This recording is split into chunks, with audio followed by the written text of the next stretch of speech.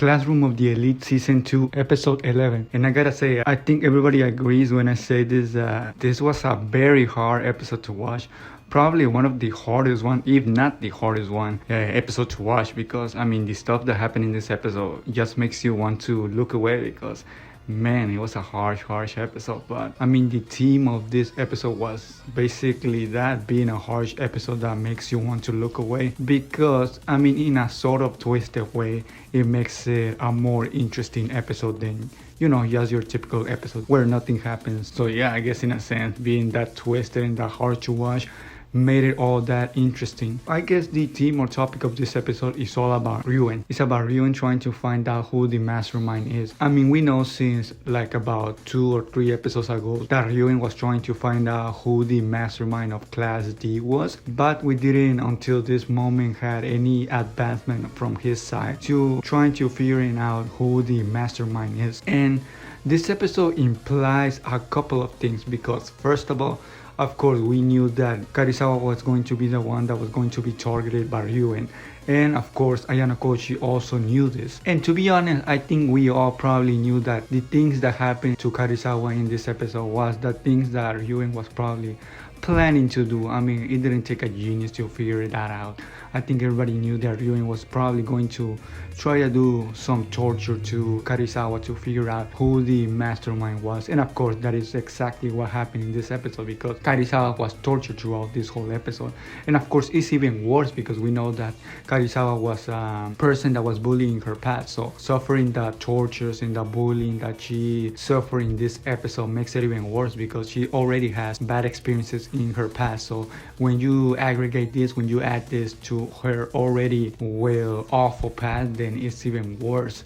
And I hope when all of this is, you know, is gone, when all of this is past, I hope that she can pull herself through, because I mean it is going to be something really awful to think about it when she ever gets done through this. So yeah, I hope she can be fine and a normal person when all of this is over, because I mean no normal person can be, well, seriously normal after suffering this amount of torture and this amount of bullying by Ryuuen. So yeah, like I said at the beginning, there are a couple of things that are implied in this episode, and one of those things is that of course Ayanokouji already knows that Karuizawa is suffering by the hands of Ryuuen. So because of this, several things can be implied or can be inferred.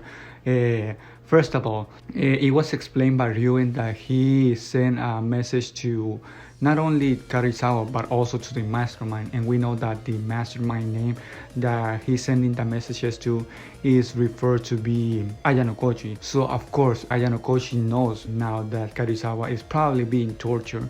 So of course, because of this, we can infer that Karuizawa is not actually going to spill the beans, because I don't think Ayanokouji will be that free caring to let Karuizawa go knowing that she will not spill the beans. I think he told her something, because like I said, I don't think Ayanokouji will be that free mind, that free caring, that free caring basically to let Karuizawa go meet Ryuuen and expect her not to spill the beans that he's the mastermind.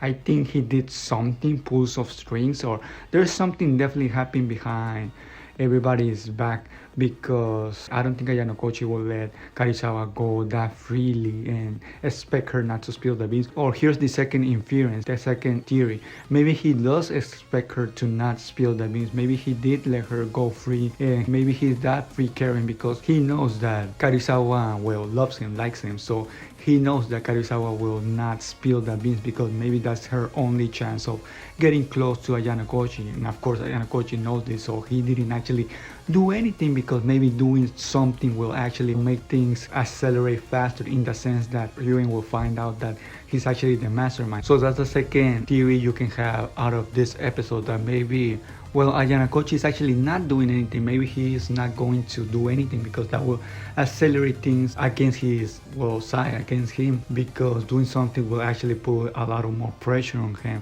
And because he knows that Karuizawa is easily controllable, that she wants to get closer to Ayanokouji, well, Ayanokouji is exploiting this about Karuizawa, and he knows that Karuizawa will not actually spill the beans. Of course, there is a third theory that can come out of this whole episode, and that is that Karuizawa will actually spill the beans, but for some reason Ayanokouji will not care, maybe because he has some plan. If that does happen, maybe Ayanokouji has a combination of two plans, the second theory and this third theory. The second theory being that she will not actually spill the beans, but in case if she does fail, then the third theory comes into play, and that theory being that, well, Ryuuen will actually find out that he's the mastermind, but maybe Ayanokouji already has a plan in mind if that does happen. So yeah, maybe he has two plans in mind. Theory B and Theory C. One in where he's using Karuizawa because he knows that she will not spill the beans.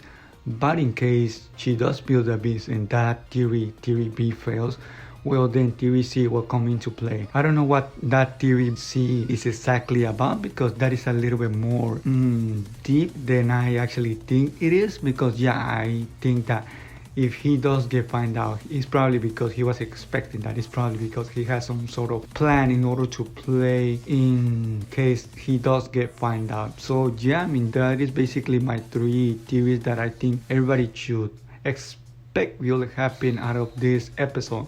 The first one is that, and this is probably the most likely one, because it is explained very clearly throughout the episode that Ayanokouji was sent a message and that Karuizawa was sent a message by Ryuuen that, well, he was going to do something to Karuizawa. And of course, we know that Ayanokouji is not the person to let things go free and let things out of his reach. So that is probably the most probably theory that will happen, that Ayanokouji has actually told Karuizawa something, and maybe that something is that Karuizawa has to endure that pain or whatever she suffers because Ayanokouji has some sort of plan to expose Ryuuen, or has some sort of plan to make Class D go to Class C, or something in the lines of that. Or maybe Ayanokouji promised Karuizawa that if she endured the pain, maybe he was going to get closer to her. I mean, there are a lot of things that Ayanokouji can say in theory in order for Karuizawa not to spill the beans, in order for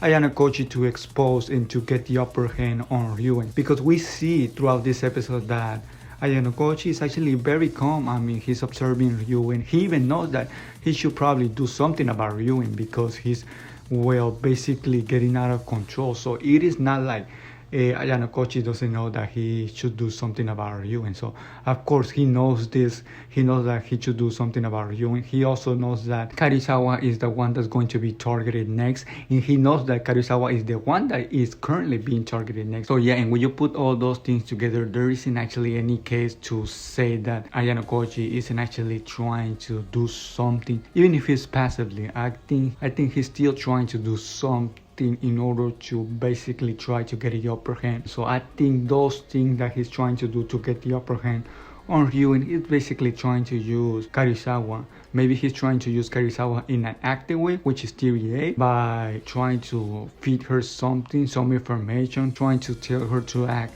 a certain way. Or maybe he's using her in my theory B, which is that he thinks that Karuizawa will not actually spill the beans because he knows that Karuizawa likes him. So yeah, it is either actively or passively, but he's definitely doing something about Ryuuen, because yeah, I mean, it is explained in this episode that he has to do something about Ryuuen. And even if those two theories fail, you know, theory A and theory B, I still think he has the theory C, which is a little bit more complicated, but it basically involves him accepting that he is getting exposed or something like that. And yeah, he probably has some sort of plan if that happens. Out of these three theories, I think that is the most improbable one to happen, because we know that Ayanokouji doesn't want to get exposed by any cost.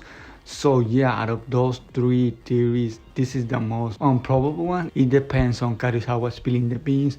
It depends also on Ayanokouji basically failing on the first two theories that I have. So yeah, I mean, that doesn't mean it cannot happen. I mean, who knows, maybe in the next episode we can see Ayanokouji get exposed, but I think the first two are most likely to happen. So yeah, let's see what happens with all those theories. Of course, there could be other theories that I'm not thinking about. There are so many possibilities that can come out of this confrontation, if you can call it like that, between Ryuuen, Karuizawa and Ayanokouji. So yeah, I mean, definitely this episode stepped things up in the action, in the drama, in the tense department, because as we're getting closer to the end of the second season, I mean, we're basically in episode 11 now only 2 episodes to go, it is to be expected that things are going to get a little bit more dramatic, a little bit more tense, and that the stakes are going to get higher now going forward. So definitely expect things to get higher even in the next episode. Don't expect things to calm down in episode 12 or 13.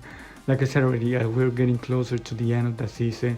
Things will get even crazier. So if you thought this episode was crazy, if you thought this episode had a lot of action and was really hard to watch, well, probably next episode and episode 13 are even going to be more epic and more hard to watch than this. I don't think, like I said multiple times already, Ayanokouji is just basically chilling, letting things happen. I don't think that is who Ayanokouji is. And even if that was the case, it's probably because he has some sort of plan, passive plan, that is already taking effect. So yeah, I mean, I guess some other thing noteworthy of talking about in this episode that happened was about the confrontation between Sakayanagi and Ryuuen, which is really interesting because it is actually really weird to see Sakayanagi pop out of nowhere suddenly and, you know, be in the conversation that Ryuuen and Koenji is having. And can we talk about Koenji? I mean, he was pretty cool, if I say so myself, in this episode. I mean, we know that Koenji doesn't actually care about anything. He's basically a very chill and relaxed person, so much that he doesn't actually even put the effort to be or to get to class C. So yeah, seeing this side from him in this episode is actually, well, pretty cool, to be honest. I didn't actually expect this from him in this episode. So, and then it's even more cool when you take in the fact that he didn't actually spill the beans. He could have easily said that, oh, it was actually Ayanokouji, or it is actually this person or this person that is pulling the string. So yeah, I mean, he is actually pretty chill, pretty cool the way he acted in this episode. He didn't spill the beans, or maybe it was that he didn't spill the beans, but because he didn't actually even knew who the mastermind was. But either way, I mean, the way he acted, the way he conducted himself was actually pretty cool. So yeah, that is actually pretty surprising to see that from him. And I guess one of the other questions that was answered in this episode was that, or at least a question that I had, was that how did Ryuuen knew to target Karuizawa, because he doesn't know that the mastermind is Ayanokouji. So how do he exactly know to target the weak link, if you can call it like that, in the mastermind's plan, which is Karuizawa? How did he know that? Because like I said already, he doesn't know that the mastermind is Ayanokouji, so he supposedly shouldn't know to target Karuizawa. Well, it is explained in this episode, it was because of Manabe.